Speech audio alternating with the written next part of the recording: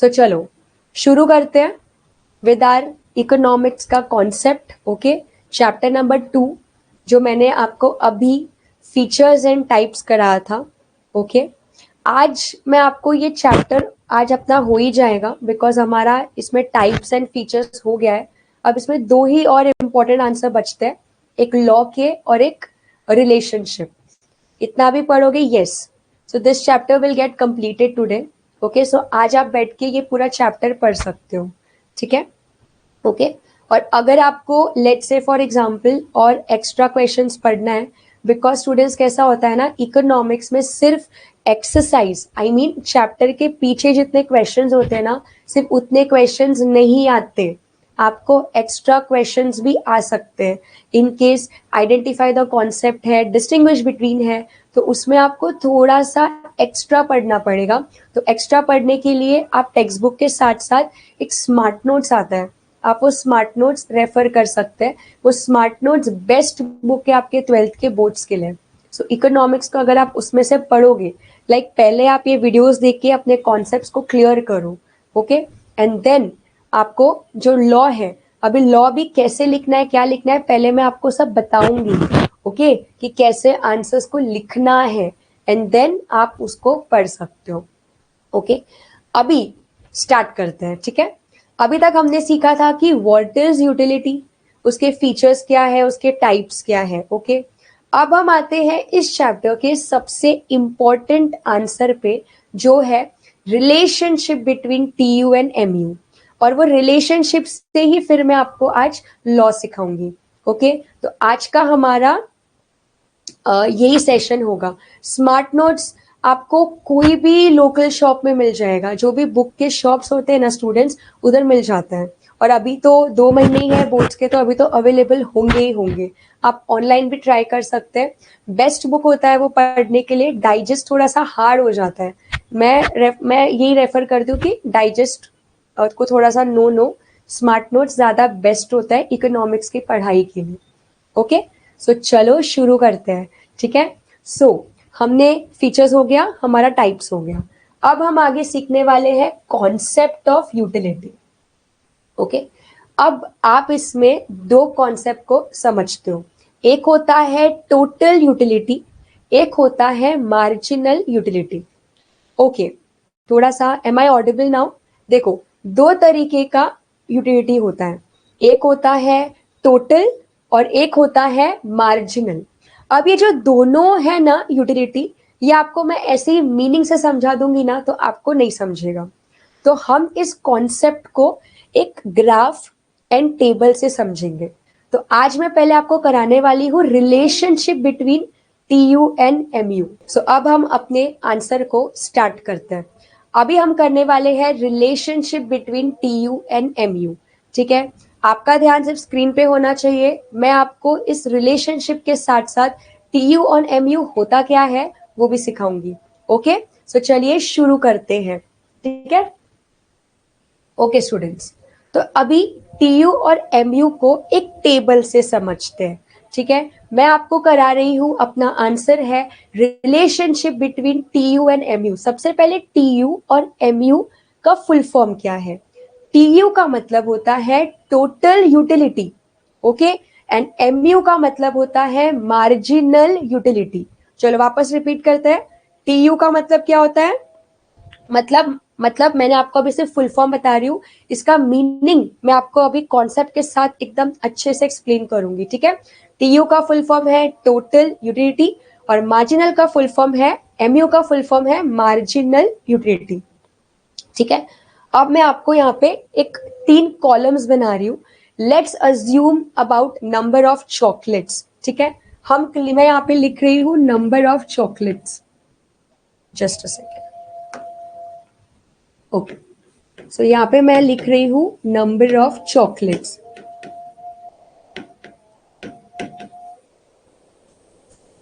आई hope आप सबको मेरी आवाज एकदम अच्छे से आ रही है और स्क्रीन पे जो मैं लिख रही हूँ वो भी आपको एकदम प्रॉपरली दिख रहा है. ओके, तो अगर आपको मेरी आवाज अच्छे से आ रही है, दिख रहा है, तो आप थम्स अप कर सकते हैं, तो मुझे भी समझ में आएगा कि आप सब है लेक्चर में. ठीक है, सो चलो आगे बढ़ते हैं. तो मैंने यहाँ पे फर्स्ट कॉलम बनाया है नंबर ऑफ चॉकलेट्स का, ठीक है। सेकेंड कॉलम मैं यहाँ पे बना रही हूं TU का, and what is TU? Total utility. And third column में बना रही हूं MU का। MU क्या होता है? मार्जिनल यूटिलिटी, ठीक है। अब अज्यूम करो चॉकलेट्स के बारे में, जो भी जो भी आपका फेवरेट चॉकलेट है ना, उसके बारे में अज्यूम करो। चाहे आपको 5 स्टार पसंद है, किटकैट पसंद है, डेयरी मिल्क पसंद है, जो भी चॉकलेट पसंद है फटाफट आप कमेंट में डाल सकते हैं। और वो अज्यूम करे कि आप वो चॉकलेट बहुत टाइम के बाद कंज्यूम कर रहे हैं, अराउंड 1 मंथ के बाद आप अपना फेवरेट चॉकलेट कंज्यूम कर रहे हैं, ठीक है। तो यहाँ पे मैं चॉकलेट्स को नंबर दे रही हूँ, ठीक है। जैसे कि यहाँ पे मैंने लिखा फर्स्ट चॉकलेट, ठीक है। Next, yes, KitKat, dairy milk सबके चॉकलेट्स के फेवरेट आ रहे हैं, तो आप इसको अज्यूम कर सकते हैं कि आपको क्या क्या पसंद है। 5 star okay. First chocolate, second chocolate, third chocolate, fourth chocolate, fifth chocolate and sixth chocolate.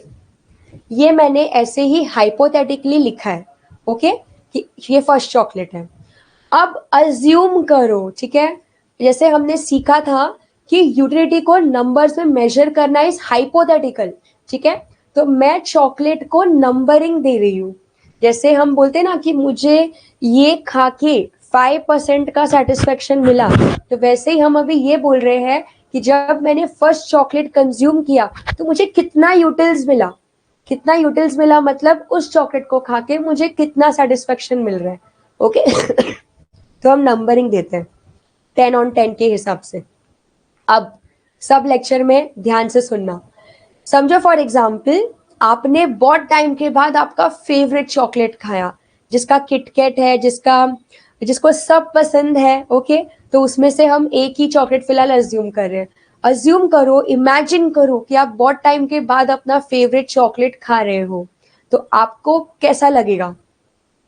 Yes, कैसा लगेगा जल्दी बताओ। आप बहुत टाइम के बाद अपना फेवरेट चॉकलेट कंज्यूम कर रहे हो तो आपको बहुत अच्छा लगेगा। आप फर्स्ट चॉकलेट खाओगे तो आपको ऐसा लगेगा कि यार वाओ कितना टेस्टी है, आपको बहुत अच्छा लगेगा। तो बहुत अच्छा लगेगा, तो मैंने यहाँ पे फर्स्ट चॉकलेट को नंबर दे दिया, और ये नंबर मैं MU में लिख रही हूँ। MU क्या होता है कि जिसमें आप ये पता लगाते हो कि जब आप ये चीज कंज्यूम कर रहे हो तो आपको कितना सेटिस्फेक्शन मिल रहा है। तो मैं यहाँ पे नंबर दे रही हूँ 10, कि फर्स्ट चॉकलेट में मेरे को 10 यूटिल्स का सेटिस्फेक्शन मिला, मतलब सबसे बेस्ट, ओके। अब कंटिन्यूसली फर्स्ट चॉकलेट के बाद अभी आप सेकेंड चॉकलेट कंज्यूम करो, आपने ब्रेक नहीं लिया, आप कंटिन्यूसली अब सेकेंड चॉकलेट कंज्यूम किए। क्या फर्स्ट चॉकलेट जितना ही आपको अच्छा लगेगा या थोड़ा सा सेटिस्फेक्शन कम होगा? थोड़ा तो कम होगा ना, यस और नो? थोड़ा तो आपको लगेगा यार, क्योंकि थोड़ा आपका स्टमक भी फुल हो गया रहेगा। तो लेट्स से सेकेंड चॉकलेट में आपका सेटिस्फेक्शन हो गया 8। सेटिस्फेक्शन देखो अभी धीरे धीरे धीरे धीरे आपका क्या होता जाएगा, कम होता जाएगा। क्योंकि इसमें ना एल्फ्रेड मार्शल जो हमारे मेन जिन्होंने ये सब लॉ दिया है, उन्होंने अज्यूम किया है कि आप जो भी चीज कंज्यूम करोगे उसको कंटिन्यूसली कंज्यूम करोगे विदाउट एनी ब्रेक्स, ठीक है। अभी थर्ड चॉकलेट में आपका हो गया let's say 6, okay. Fourth chocolate में आपका हो गया समझो 2। फिफ्थ चॉकलेट में आ गए आप 0 पे। 0 मतलब क्या होता है स्टूडेंट्स? 0 मतलब इस पॉइंट पे आपका मतलब आप एकदम अपने फुल लेवल ऑफ सेटिस्फेक्शन पे पहुंच गए। अब इससे ज्यादा आप और कंज्यूम नहीं कर सकते, लेकिन इससे ज्यादा अगर आप कंज्यूम कर भी रहे हो ना, तो वो आप फोर्सफुली कंज्यूम कर रहे हो, और फोर्सफुली को हम क्या बोलेंगे? डिससेटिस्फेक्शन। तो मैं यहाँ पे नेगेटिव में नंबर लिख देती हूँ। समझ में आया? मतलब किस पॉइंट पे आप बोलोगे कि बस हो गया, इससे ज्यादा हम अभी और कंज्यूम नहीं कर सकते? Eight which point? At fifth chocolate. ऐसे समझो कि आप अपने घर पे खाना खा रहे हो, आपकी मम्मी ने आपको चपाती बना के दिया, आपने पहला चपाती खाया क्योंकि आपको भूख लग रही थी जोर से, तो पहला चपाती आपको सबसे ज्यादा अच्छा लगा। सेकेंड चपाती में थोड़ा सा आपका सेटिस्फेक्शन कम हुआ, थर्ड में और कम हुआ, फोर्थ तक पहुंचे तो आपने बोला बस अब इससे ज्यादा हम और कंज्यूम नहीं कर सकते, लेकिन फिर भी आपकी मम्मी ने आपको जबरदस्ती दे दिया चपाती, तो अभी जो आप फोर्थ चपाती या फिफ्थ चपाती खाओगे ना, वो आप जबरदस्ती खाओगे। आपका स्टमक फुल हो चुका है, आप क्या बोलोगे, अब मैं ये जबरदस्ती खा रहा हूं। तो वो जो जबरदस्ती का खाना हुआ ना, दैट इज डिस यूटिलिटी।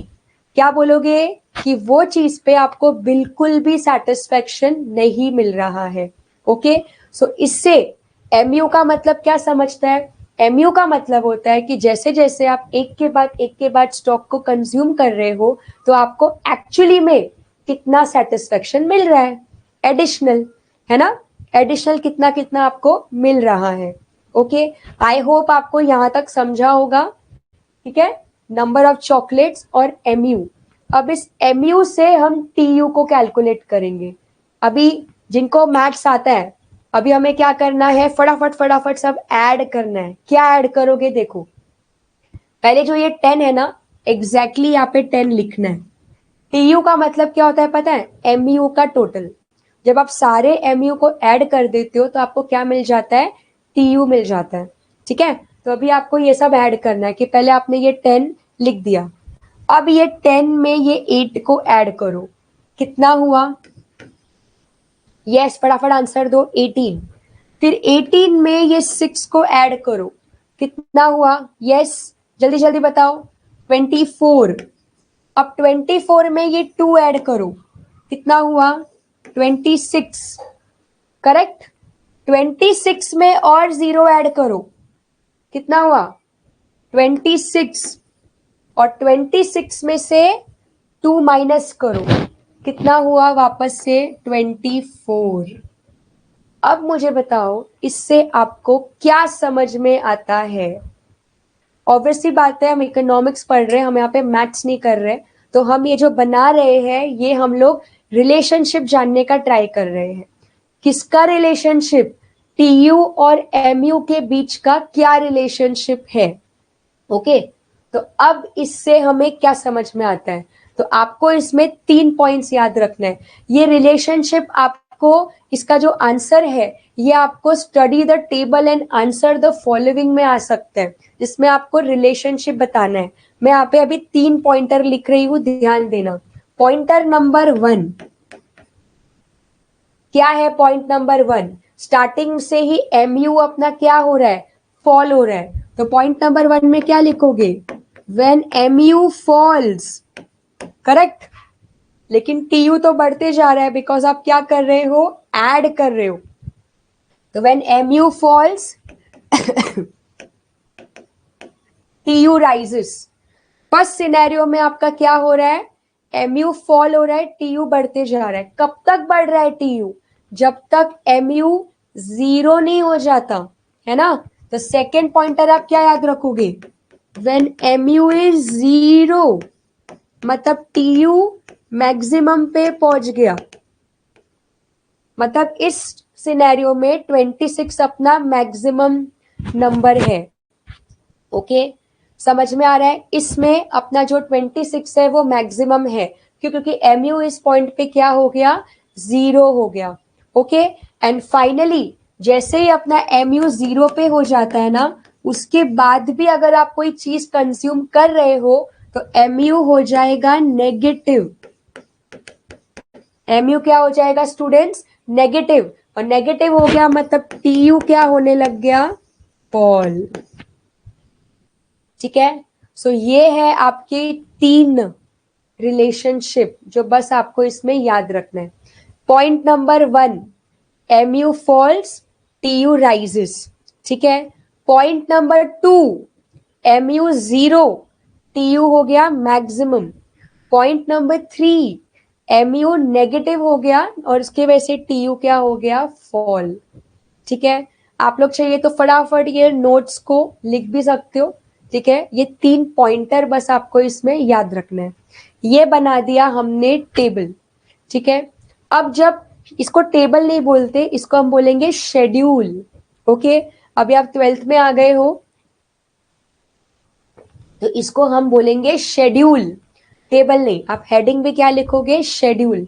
अब ये शेड्यूल बनाया और इस शेड्यूल को हमने क्या कर लिया, एक्सप्लेन कर लिया। अब इस शेड्यूल से हम बनाएंगे अपना डायग्राम। क्या बनाएंगे, ग्राफ बनाएंगे। तो चलो बच्चों ग्राफ बनाते हैं, ठीक है। तो चलो साथ साथ में बनाते हैं ग्राफ। ग्राफ कैसे बनाते हैं, ये है अपना क्या, वाई एक्सिस। यस और नो, इसको आप क्या बोलोगे, वाई एक्सिस। और इधर जो मैं बना रही हूं ये हो गया अपना एक्स एक्सिस, ठीक है। एक्स एक्सिस में हम मेजर करेंगे number of chocolates. X axis में बच्चों क्या आएगा, नंबर ऑफ चॉकलेट्स। और वाई एक्सिस में अभी तक मैंने लॉ स्टार्ट नहीं किया है, ये अभी तक हम सिर्फ रिलेशनशिप सीख रहे हैं, relationship between T U and M U, ठीक है। सो वाई एक्सिस में आप दोनों बनाओगे, एम यू भी बनाओगे और टी यू भी बनाओगे, दोनों बनेगा, ठीक है। तो चलो नंबरिंग लिखते हैं, नंबर ऑफ चॉकलेट्स टेबल से, ठीक है। टेबल में कितने चॉकलेट्स थे, 1 से लेके 6 तक। तो चलो यहाँ पे मैं नंबर लिख रही हूँ, ओके। 1 2 3 4 5 6, ओके। सबको अभी तक समझ रहा है, समझ रहा है तो थम्स अप करो कि अभी जो भी चल रहा है अभी तक सब समझ में आ रहा है, ठीक है। किसी को कोई इशू नहीं है अभी तक, ठीक है। सो चलो ये मैंने यहाँ पे नंबर ऑफ चॉकलेट्स लिख दिया। अब टी यू और एम यू का नंबर लिखते हैं। तो टी यू और एम यू के लिए 2 का टेबल यूज करते हैं, ठीक है। सो यहाँ पे मैं लिखती हूँ 2, ये 0 हो गया, फिर 4 6 8 10 12 14 16 18 20, ओके। उसके बाद है 22 24 26 अपना लास्ट नंबर है, ओके स्टूडेंट्स। आई होप यहाँ तक आपको समझा होगा कि हम कैसे लिख रहे हैं। अब देखो, अब आपको अगर दोनों ग्राफ बनाना है तो दोनों साथ में नहीं बनाना है। पहले आप एमयू और नंबर ऑफ चॉकलेट्स का बनाओगे, फिर इसी में ही टीयू और नंबर ऑफ चॉकलेट्स का बनाओगे, ठीक है। टेबल में जैसे जैसे पॉइंट्स, चलो टेबल पे आते हैं। टेबल में क्या क्या नंबर थे देखो, फर्स्ट चॉकलेट में कितना है 10, सेकेंड चॉकलेट में कितना है 8। तो यही नंबर्स हमें बस ग्राफ में क्या करना है, प्लॉट करना है। तो चलो प्लॉट करते हैं। ये आपका फर्स्ट चॉकलेट है, फर्स्ट चॉकलेट में कितना है 10, तो यहाँ पे मैं डॉट कर देती हूँ, ठीक है। सेकेंड चॉकलेट में कितना हो गया 8, ठीक है। थर्ड चॉकलेट में कितना हो गया था, यस बच्चों देखो टेबल में देखो, थर्ड चॉकलेट में कितना हो गया 6। ये नंबर मैंने ऐसे ही हाइपोथेटिकल यूज किया है, आप कोई भी नंबर यूज कर सकते हो, ठीक है। थर्ड पे आ गया 6, फिर फोर्थ पे आएगा 2, बराबर।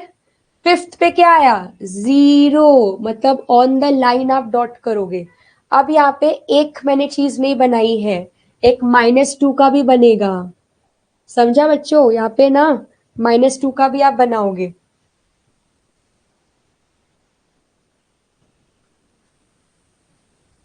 Just a second. तो यहाँ पे मैं एक -2 भी लिख देती हूँ क्योंकि नेगेटिव में भी जा रहा है, ठीक है।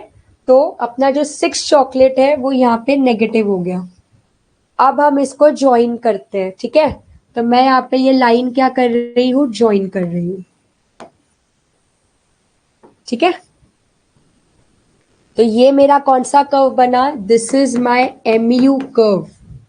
एमयू कर्व क्या हो रहा है, स्लोप्स डाउनवर्ड, रीचेस टू 0। और ये वाला जो पॉइंट है ना, इसको आप बोलोगे डिस यूटिलिटी। क्या बोलोगे आप लोग इसको, डिस यूटिलिटी। मैं यहाँ पे फ्री हैंड कर रही हूँ, आप लोगों को स्केल से बनाना है, ठीक है। मैं यहाँ पे फ्री हैंड ड्राइंग कर रही हूँ क्योंकि मुझे एग्जाम देना नहीं है, आप लोगों को एग्जाम देना है तो आप लोगों को properly neat and clean diagram बनाना है, स्केल से विथ पेंसिल, ठीक है, नॉट विथ पेन। ओके, तो चलो ये मैंने बना दिया MU। अब बनाते हैं TU, ठीक है। TU के नंबर्स देखो क्या क्या है, 10, 18, 24, फिर 26, फिर वापस से क्या हो गया 24, ठीक है। तो चलो वापस से फर्स्ट चॉकलेट में वापस कितना है 10। 10 के बाद कितना हो गया बच्चों, देखो 10 के बाद कितना हुआ था 18। तो चलो सेकेंड चॉकलेट पे 18 को प्लॉट करो, ठीक है। फिर थर्ड चॉकलेट में, यस इसमें दोनों आएगा क्योंकि ये हम लोग रिलेशनशिप सीख रहे हैं, ये लॉ नहीं बना रहे, अभी तक लॉ स्टार्ट नहीं किया है। This is relationship between TU and MU। जैसे ही आपको रिलेशनशिप आ जाएगा ना समझ में, तो लॉ आपके लिए पढ़ना बहुत इजी हो जाएगा, बहुत इजी, ठीक है। तो चलो, तो सेकेंड चॉकलेट का 18 हो गया, थर्ड चॉकलेट में नंबर क्या है बच्चों 24 है, तो थर्ड चॉकलेट में आपको यहाँ पे बनाना है 24 पे पॉइंट, ठीक है। फिर नेक्स्ट क्या है, फोर्थ चॉकलेट और फिफ्थ में 26 और 26 है, तो चलो फोर्थ में भी आपका 26 है और फिफ्थ में भी 26 है, ठीक है। ओके, और लास्ट में आपका वापस से नीचे गिर के 24 हो गया है, तो वापस से सिक्स चॉकलेट में ये कितना हो गया 26 हो गया, 24 हो गया, ठीक है। तो चलो अभी ज्वाइन करते हैं, 10 से इधर गया, फिर इधर गया, थोड़ा मेरे लाइन टेढ़े मेढ़े बन रहे बिकॉज मैं फ्री हैंड बना रही हूँ, ठीक है। ये और ऊपर गया, यहाँ पे ये मैक्सिमम पे पहुंच गया बच्चों, देखो ये पॉइंट अपना क्या है मैक्सिमम। मैक्सिमम का मतलब इस पॉइंट पे आप देखोगे ना तो आपका MU क्या है 0 है, थोड़ा टेढ़ा बना है लाइन, ये थोड़ा सा स्केल से आप देखोगे ना तो स्ट्रेट बनेगा एकदम, जब स्ट्रेट ये 0 पे जाएगा और फिर ये नीचे क्या हुआ फॉल हुआ, ये है आपका TU कर्व। ओके, तो ऐसे, हाँ परफेक्ट, वेरी गुड संजना, इसमें अपन इसको क्या बोलेंगे पॉइंट ऑफ सैटिटी, ठीक है। इस पॉइंट को आप क्या बोलोगे, इस पॉइंट को बोलेंगे पॉइंट ऑफ मैक्सिमम सेटिस्फेक्शन, मतलब पॉइंट ऑफ सैटिटी। ओके, अब इस ग्राफ को बना के आपको एक्सप्लेन करना है लिख के। अब एक्सप्लेन कैसे करोगे वो भी सुन लो, पहले आप लिखोगे इन द अबव डायग्राम, सुन लो, हाँ, in the above diagram x axis represents number of chocolates, correct, y axis represents MU and TU, बराबर, yes or no, यहां तक समझ रहे हैं। डायग्राम का फर्स्ट डायग्राम बना के फर्स्ट पॉइंट क्या लिखोगे, in the above diagram x axis represents number of chocolates, y axis represents MU and TU। आप लिख भी सकते हो ये सब, ये ऐसे आपको लिखना है। ये हो गया आपका फर्स्ट पॉइंट। सेकेंड पॉइंट में आपको अभी नंबर के बारे में कुछ नहीं लिखना, आपको सिर्फ ये लिखना है कि ये कर्व का स्लोप क्या है। तो आप अगर देखोगे MU कर्व स्लोप्स डाउनवर्ड या अपवर्ड, तो जल्दी आंसर दो, MU कर्व स्लोप्स डाउनवर्ड या upward, yes MU curve slopes downward, है ना, ये नीचे की तरफ जा रहा है, यस। तो MU curve slopes downward. TU curve क्या हो रहा है, TU कर्व पहले ऊपर जा रहा है, तो कैसे लिखोगे, TU curve slopes upward, reaches maximum and then falls. समझ में आ रहा है, ओके। सो इससे क्या समझ में आता है कि when MU falls TU rises, MU is 0, TU is maximum, when MU is negative TU starts falling, okay। इसमें आपको DMU के बारे में नहीं बताना है बिकॉज ये हम सिर्फ रिलेशनशिप पढ़ रहे हैं।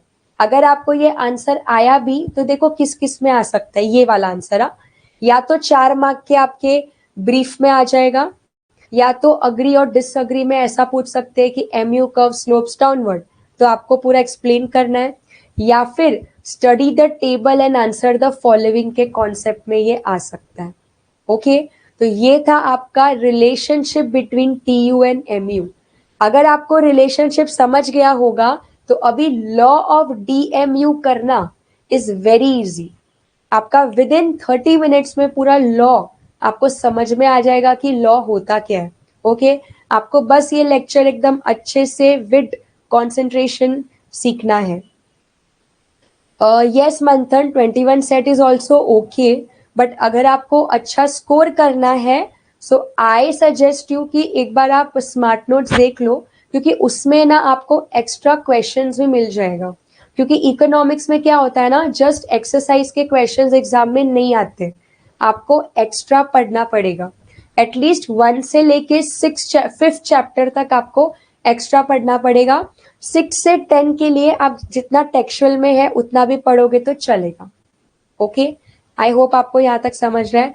नहीं, फर्स्ट चैप्टर हुआ नहीं है, आज हमारा फर्स्ट सेशन है जिसमें मैंने आपका आज सेकेंड चैप्टर स्टार्ट किया है, बिकॉज सेकेंड चैप्टर ज्यादा उसमें ग्राफ एंड डायग्राम थे, सो मैंने पहले सेकेंड चैप्टर आपका स्टार्ट किया है।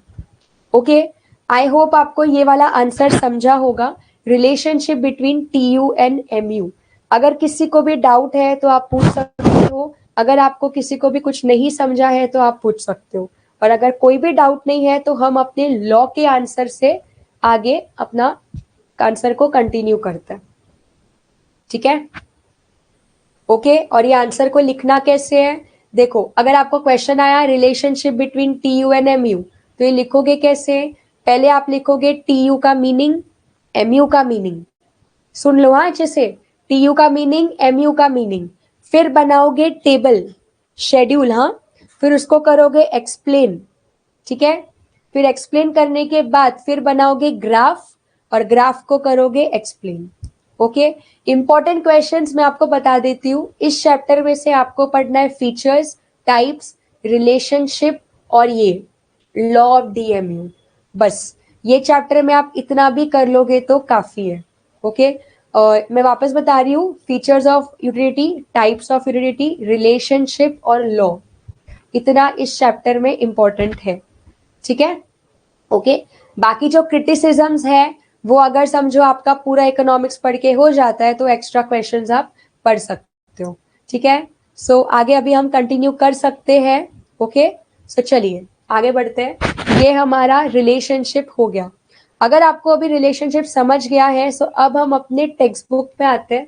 ठीक है, तो चलो टेक्स्ट बुक में मैं आपको पेज नंबर बताती हूँ, ये आप आंसर यहाँ पे देख सकते हो आपके टेक्स्ट बुक में, कॉन्सेप्ट्स, जिसमें यहाँ पे टी यू और एम यू के बारे में इसका मीनिंग दिया हुआ है।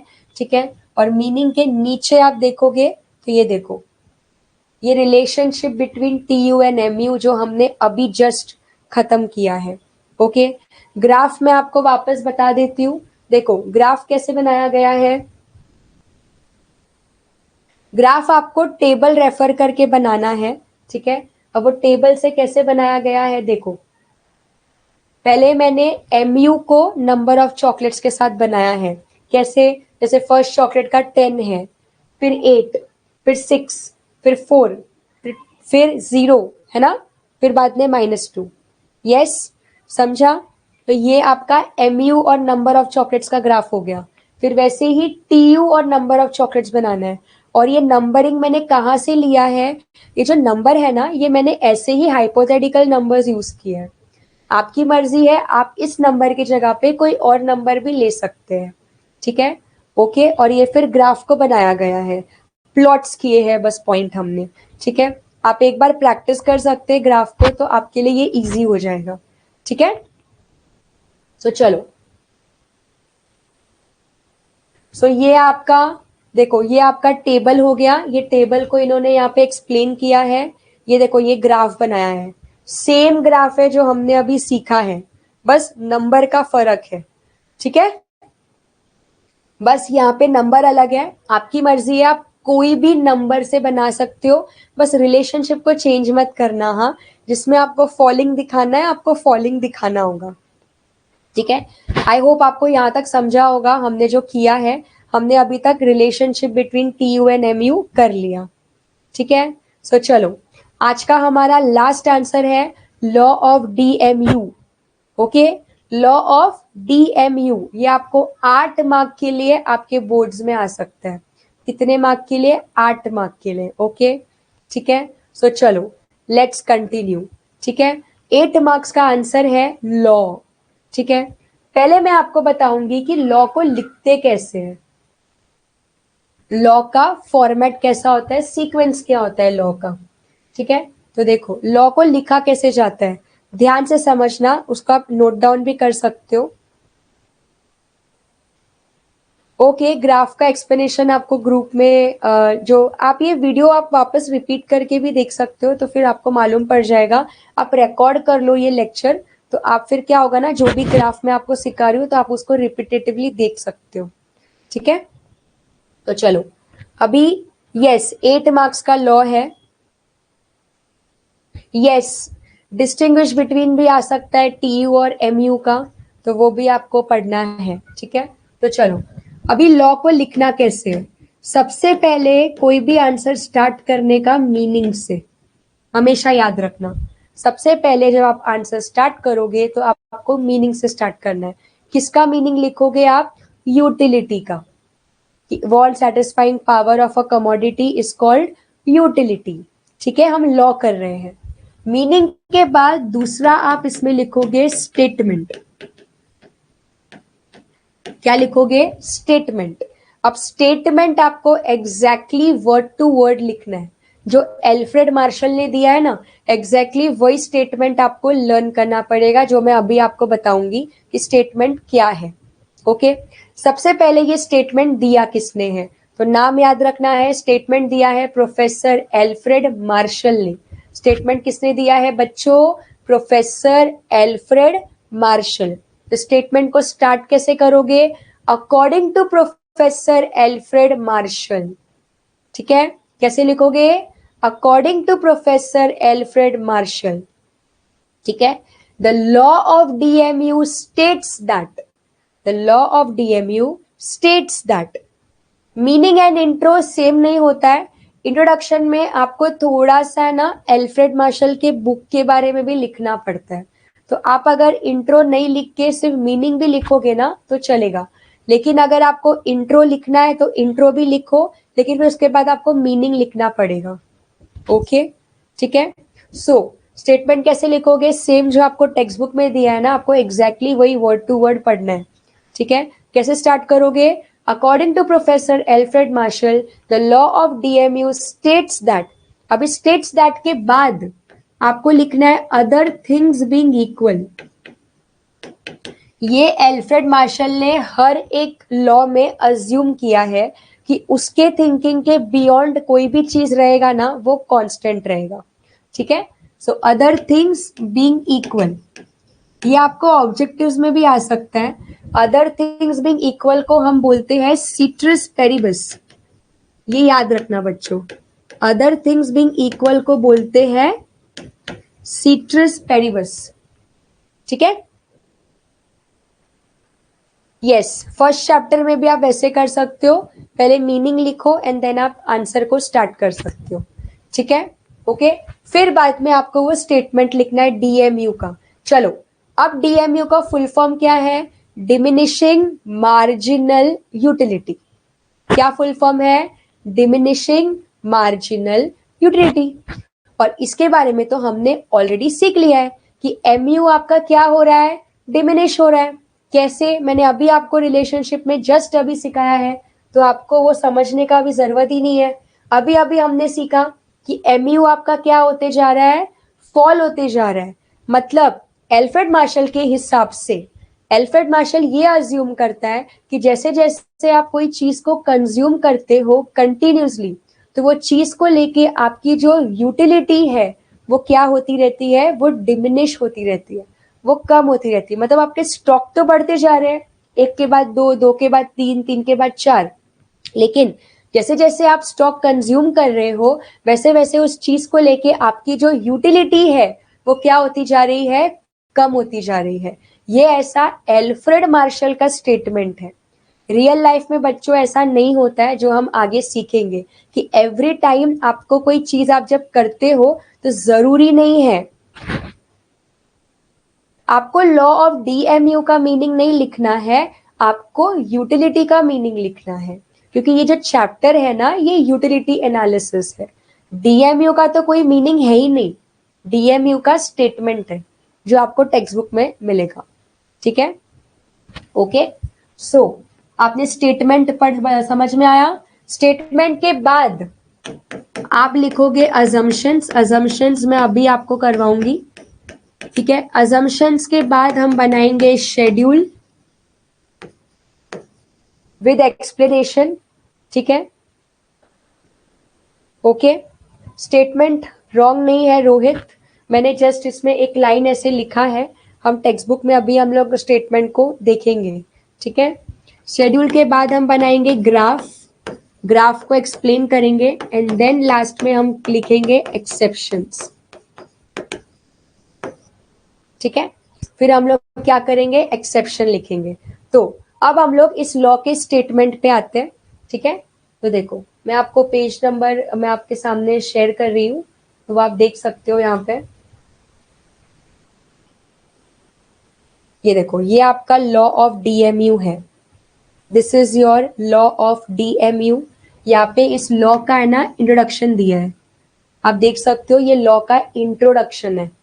तो आपको अगर मीनिंग नहीं लिखना है, इंट्रो लिखना है, तो आप ये इंट्रो पढ़ सकते हो, ठीक है। Other things remaining constant, okay, other things remaining constant की जगह पे आप बीइंग इक्वल भी लिखोगे तो दोनों का मतलब सेम ही है, ओके, कोई प्रॉब्लम नहीं है। आप अदर थिंग्स बीइंग कांस्टेंट भी लिखोगे तो कोई इश्यू नहीं है, ठीक है। ओके, तो देखो ये स्टेटमेंट आपको एग्जैक्टली वर्ड टू वर्ड लिखना है। क्या लिखा है देखो बच्चों, according to professor Alfred Marshall, other things remaining constant, okay, the additional benefit, ये एग्जैक्टली ऐसा ही लिखना है आपको, the additional benefit which the person derive, okay, from a given increase in the stock of a thing diminishes with every increase in the stock that he already has. ये मैंने आपको already बता दिया है कि जैसे जैसे आपके स्टॉक बढ़ते रहते हैं और वो स्टॉक को कंज्यूम करके आपको जो बेनिफिट मिल रहा है, तो वो चीज को लेके आपकी जो यूटिलिटी है वो धीरे धीरे क्या होती जा रही है, वो कम होती जा रही है। इसके लिए हम लोग इसको क्या बोलते हैं, डिमिनिशिंग मार्जिनल यूटिलिटी। इसमें आपको टीयू के बारे में कुछ नहीं लिखना है, आपको सिर्फ इसमें एमयू एक्सप्लेन करना है। ओके बच्चों, आपको इसमें सिर्फ क्या एक्सप्लेन करना है कि एमयू का क्या हो रहा है, टीयू के बारे में इस लॉ में आपको कुछ नहीं बताना है, ठीक है। आई होप आप सब हो मेरे साथ और आपको समझ रहा है अभी तक हमने जो जो किया है, ओके।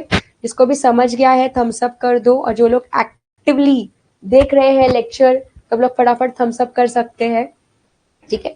तो यहाँ पे हमारा ओके लॉ का मीनिंग हो गया, लाइक इंट्रोडक्शन हो गया, स्टेटमेंट हो गया, ओके। अब हम आते हैं अजम्पशंस पे, ठीक है। अभी एल्फ्रेड मार्शल है तो वो कोई भी लॉ जब बनाता है तो उसमें वो अपने अजम्पशंस भी डालता है।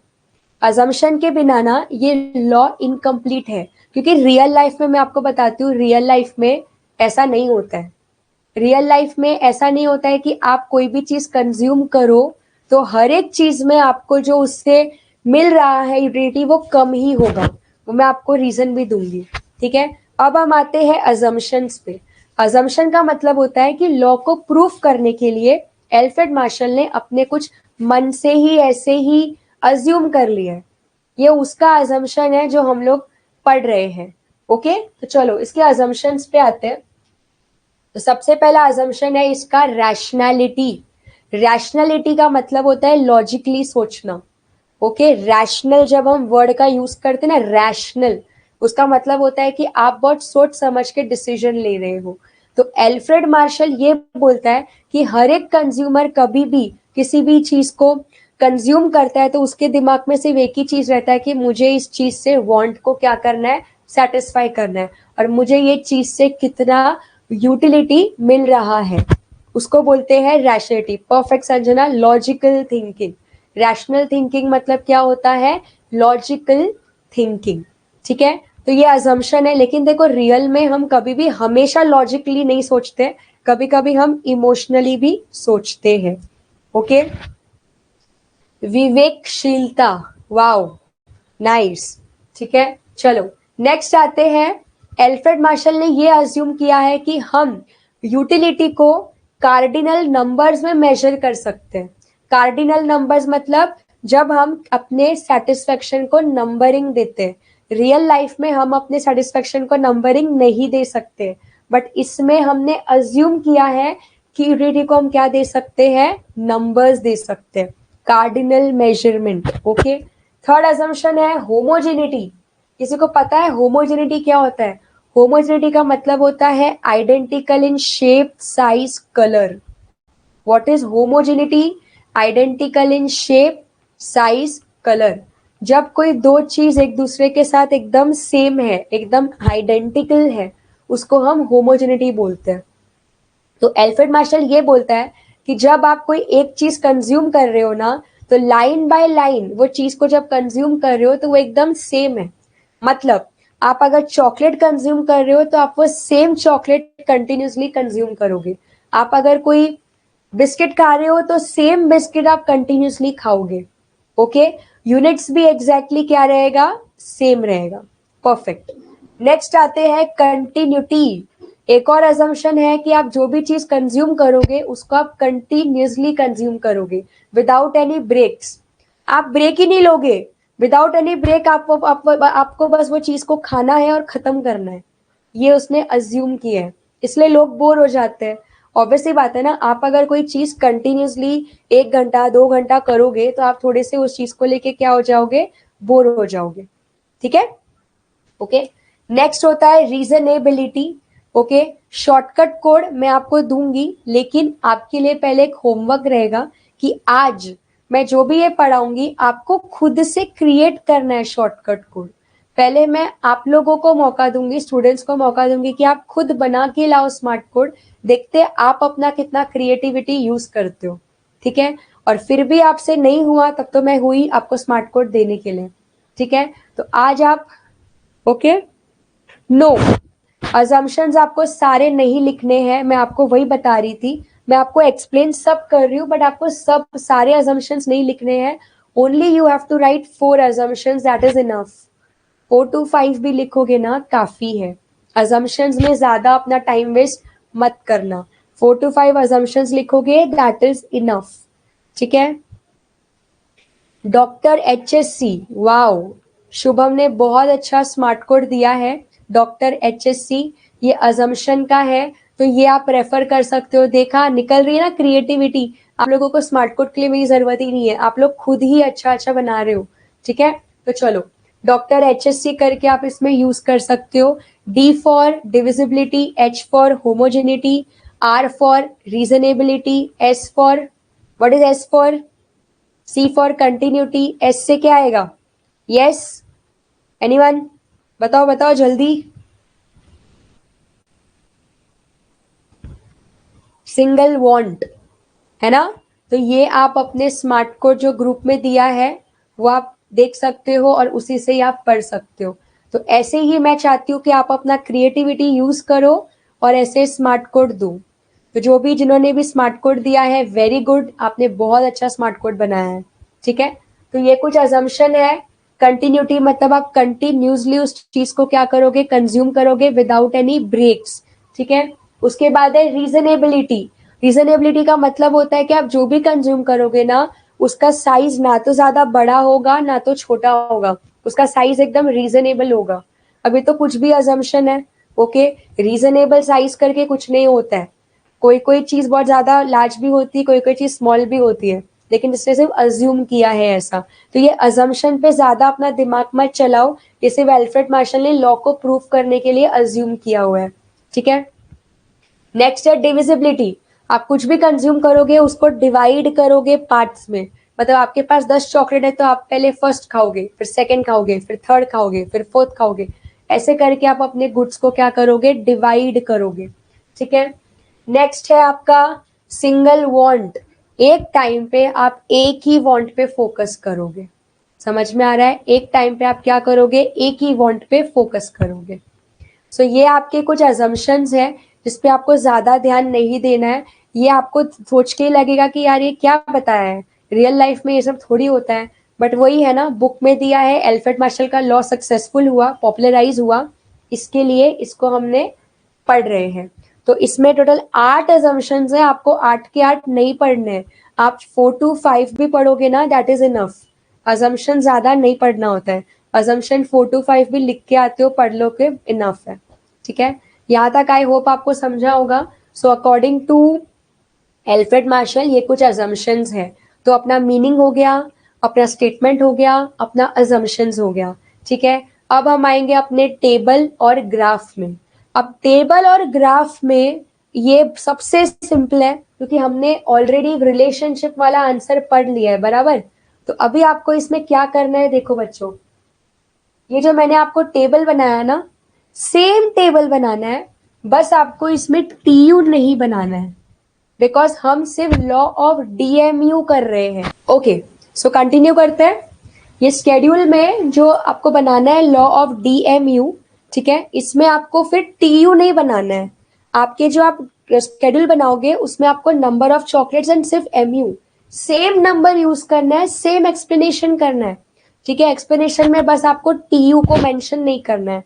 आप क्या लिखोगे इसमें कि देखो, एक्सप्लेनेशन सुनो मैं कैसे बोल रही हूँ। Point number 1, when first chocolate is consumed, mu is 10. Okay, when second chocolate is consumed, mu falls from 10 to 8, and this goes on. ठीक है, this results in diminishing marginal utility. mu falls, becomes 0 and then negative. ठीक है, simple है एकदम। अगर relationship आ गया तो ये सेम आप बना सकते हो, बस आपको टीयू को नहीं रिफर करना है। आई होप आपको यहां तक समझ रहा है स्टूडेंट्स। यस, सबका आना चाहिए। यस, ओके, एकदम कॉन्फिडेंटली कि हाँ ये आता है। ठीक है, ओके, चलो आगे बढ़ते हैं। ठीक है, तो ये अपना शेड्यूल हो गया, इसको एक्सप्लेन कर दिया। अब अब आप इसका ग्राफ भी बनाओगे, तो ग्राफ में भी सेम टीयू का ग्राफ नहीं बनेगा। टीयू अभी ये जो पूरा जो हमने ये ऊपर बनाया ना, ये सब अभी कुछ नहीं बनने वाला है। ठीक है, आपको सिर्फ अभी ये एमयू बनाना है। आप सिर्फ क्या बनाओगे, सिर्फ ये एमयू बनाओगे। देखो मैं आपको बता देती हूँ,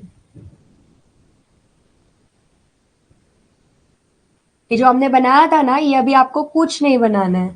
ये सब आपको, ये आपका सिर्फ एमयू का ग्राफ आपका बनेगा, क्योंकि हम यहाँ पे टीयू के बारे में कुछ नहीं बोल रहे हैं। क्लियर है बच्चों? ओके, मराठी में जो भी है, तो मैं आपको जो भी हिंदी में एक्सप्लेन कर रही हूँ, आई होप आपको वो समझ रहा होगा।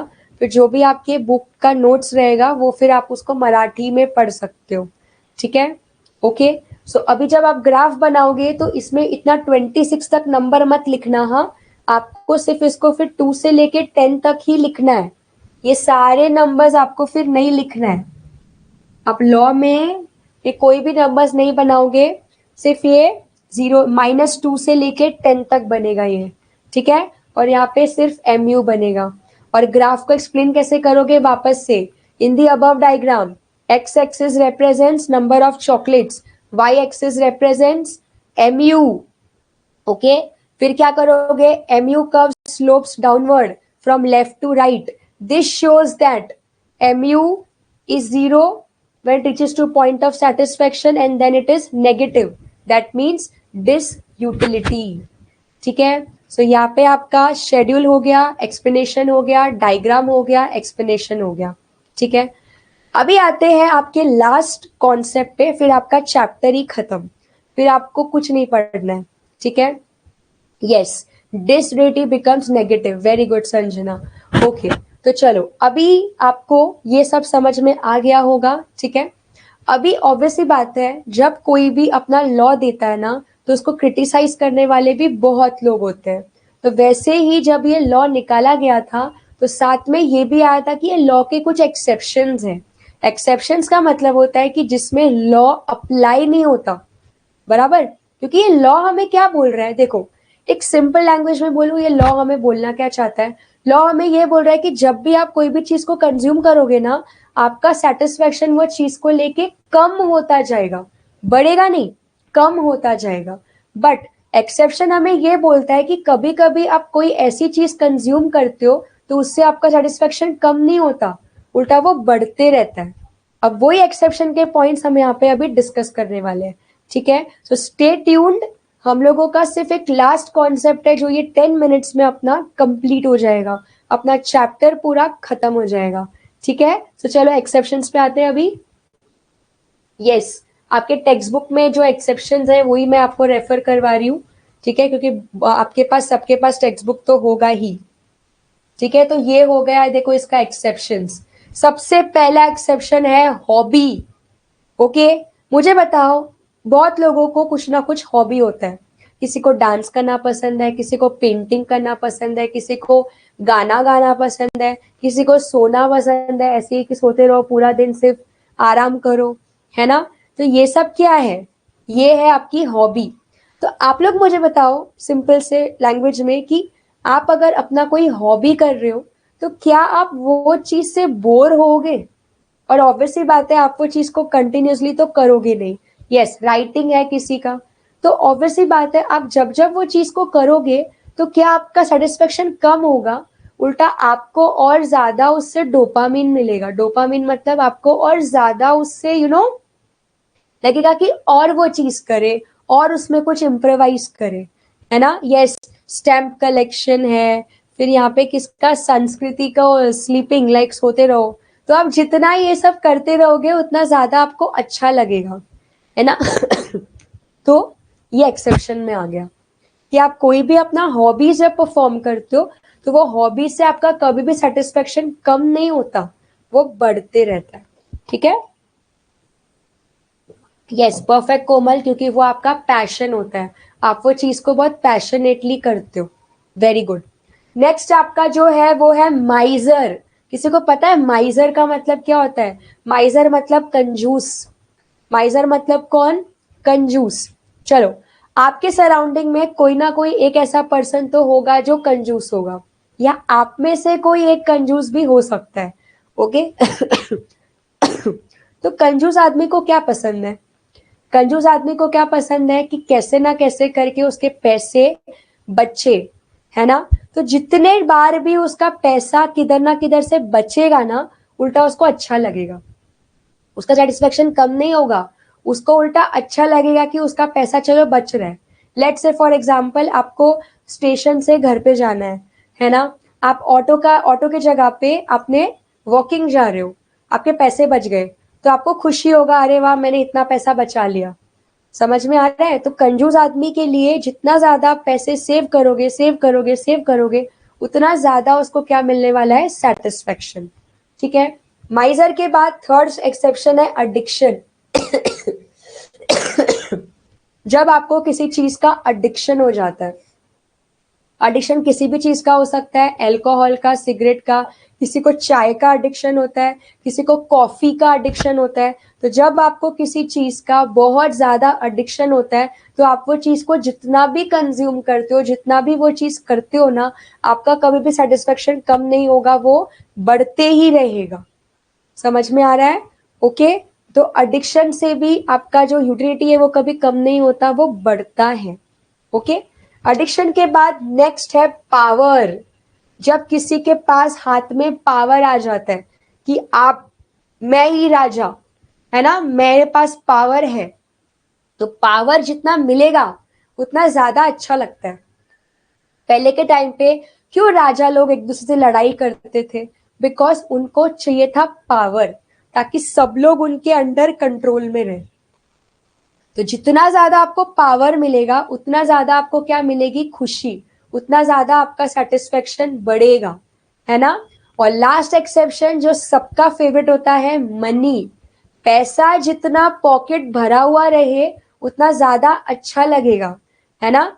खाली पॉकेट किसी को पसंद है क्या? या खाली वॉलेट किसी को पसंद है क्या?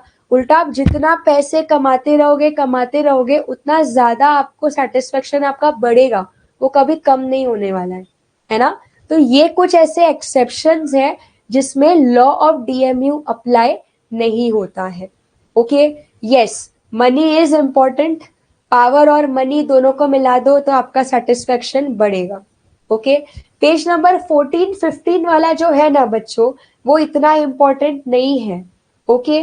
ये आपको कब पढ़ना है मालूम है? जब आपका इको पूरा पढ़ के हो जाएगा, फिर आपको लग रहा है कि चलो टाइम है, तब ये सब पढ़ लेने का। नहीं तो ये सब पे फिलहाल इतना ध्यान मत दो। पहले फिलहाल ये जो मैंने आंसर्स कराए हैं उस पे आप ध्यान दो, ठीक है? सो यहाँ पे हमारा यूटिलिटी एनालिसिस खत्म होता है बच्चों। आपको जो भी डाउट है आप कमेंट में कर सकते हो। ये लेक्चर वैसे भी रिकॉर्ड हो रहा है, तो आप आगे जाके आपको ये वापस अगर रेफर करना हो तो आप रेफर कर सकते हो। आई होप आज का सेशन आपको समझा होगा। नेक्स्ट लेक्चर हम न्यू चैप्टर से स्टार्ट करेंगे। Thank you so much.